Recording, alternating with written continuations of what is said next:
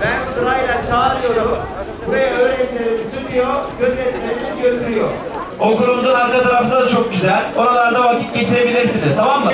Çünkü öğrenciler burada biraz çalışma olacak. Eyüp hocam, birinci dersi alıyorsun. Zaten birinci kat sağ.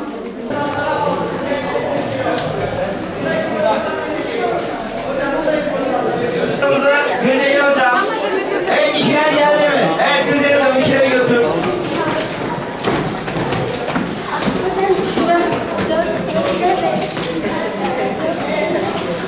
Gülcü söylemez.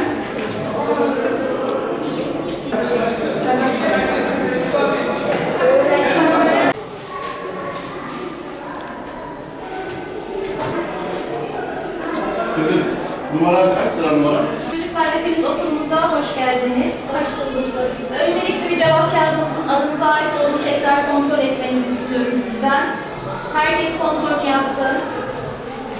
Altta bir cinsiyet kısmı var. Orada herkes kız ve erkek bölümünü doldursun. Uygun şekilde cinsiyet kısmını doldur. Şimdi kalsın söyleyeceğim birazdan.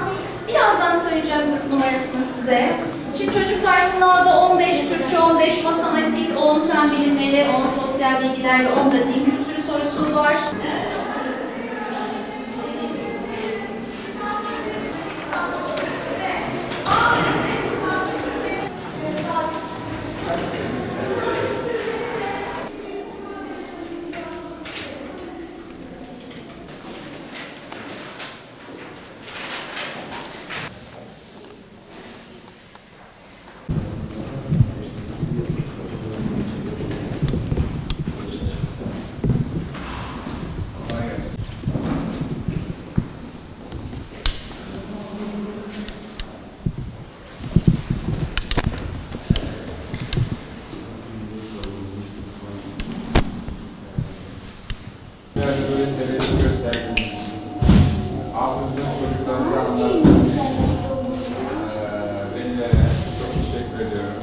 Bugün Top Hafız İmam Hatip Ortaokulumuzun kabul sınavı gerçekleştirilmekte. Son yıllarda en fazla rağbet görülen bir sınav. Bugün 665 tane öğrencimiz İmam Hatip Ortaokulumuza, Hafızlık İmam Hatip Ortaokulumuza kabul sınavı için başvurmuşlar ve sınava girmişlerdir. Sadece Hafız İmam Hatip Ortaokul'da bu süreci yürütmüyoruz. Sınavla öğrenci alan 6 tane İmam Hatip Ortaokulumuz var. Dolayısıyla şimdiye kadar en fazla sayıda başvurunun olduğu bir yıl yaşıyoruz. Top Hafız İmam Hatip, Zekeriya Bitmez, işte Selahattin Eyyubi İmam Hatip Ortaokulu, Necip Fazıl, Enesler Fen ve Teknoloji İmam Hatip Ortaokulu gibi ortaokullarımıza toplam bu sene 4613 öğrenci başvurmuş. Bu çok ciddi bir rakam. Dolayısıyla sevgili öğrencilerimizin ve kıymetli velilerimizin bu okullarındaki nitelikli eğitimin farkına varmış olmaları ve buraya teveccüh gösteriyor olmaları bizi sevindirmekte. Sınava giren tüm öğrencilerimize başarılar diliyoruz. Hafız İmam Hatip Ortaokulu tabii proje ortaokulumuz. Tüm Türkiye'de birçok ilde uygulanan, bakanlığımızın uyguladığı bir program yürütülmekte. Burada tabii ki hem örgün eğitimlerine, akademik eğitimlerine devam etmektedirler ve diğer taraftan da hafızlık eğitimlerini yapmaktadırlar. Bu sınavı bu tarihte yapıyoruz ama yazın kontenjanımızın 2 katı kadar öğrenci alıyoruz. Bunlar 2 ay boyunca yine okullarımızda bir eğitimden geçecekler, ön eğitimden. Dolayısıyla yeni eğitim öğretim yılında yarısını biz kabul ediyoruz bu öğrencilerimizin. 6. sınıfta ara veriyorlar çocuklarımız. Ondan sonra hafızlıklarını tamamlayıp tekrar okullarına geri dönüyorlar. Akademik anlamda da ciddi başarılar elde ediyorlar bu evlatlarımız. Dolayısıyla bu proje tuttu.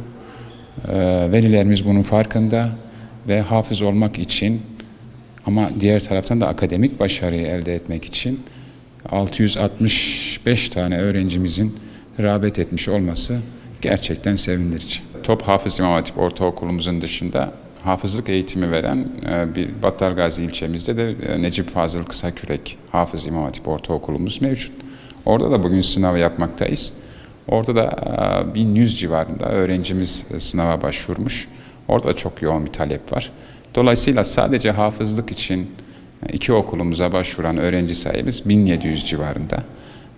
Bu sevindirici bir gelişme. Velilerimizin ve öğrencilerimizin rağbet ve teveccühü bizleri sevindirmektedir. Ben Hamza Yasul, Hamza Mustafa Yasul'un babasıyım. Çocuğum bu top hafızlık İmam Hatip Ortaokulu sınavına giriyor. Bekliyoruz, çocuğum şu anda içeride sınava girdi. Hayırlı başarılar diliyorum. İnşallah hayırlı bir netice olur. Tabii bundan önce bizim de biraz kendimizi sorgulamamız lazım. Biz bu çocuklara ne verdik? Şimdi çıkan sonuçta bizim de payımız olacak. Artı mı eksi mi bu olacak? Göreceğiz. Bir de kendimizi burada kilomuzu göreceğiz. İnşallah hayırlı bir sonuç olur. Verdiğimiz emekler de inşallah karşılığını alırız diye düşünüyorum. Heyecanla bekliyoruz. İçimizde bir yaraydı. Biz yapamadık. Yapamamızın sebebi imkanlar el vermedi. İstiyoruz ki bizden böyle bir hafızlık olsun. Biz olamadık maalesef. Günümüzün şartları el vermedi, maddi imkanlar el vermedi ama biz istiyoruz. Kendimizden dolayı olmadı. Cüretimizin İslam'a bir hizmeti olmasını temenni ediyoruz, bekliyoruz. İnşallah hayırlı bir netice olur. Ümmete de hayırlı olsun, bizlere de hayırlı olsun diyor. Kızım Hayrun İsa'nın hafızlık sınavına girişini için geldik bugün. İnşallah kazanmasını bekliyoruz öyle. Niçin? Daha iyi olacağını düşünüyoruz hafızlık şeyinde. Düşüncelerimiz öyle. Bak çocuğun o kadar yok, bizim heyecanımız bayağı bir var.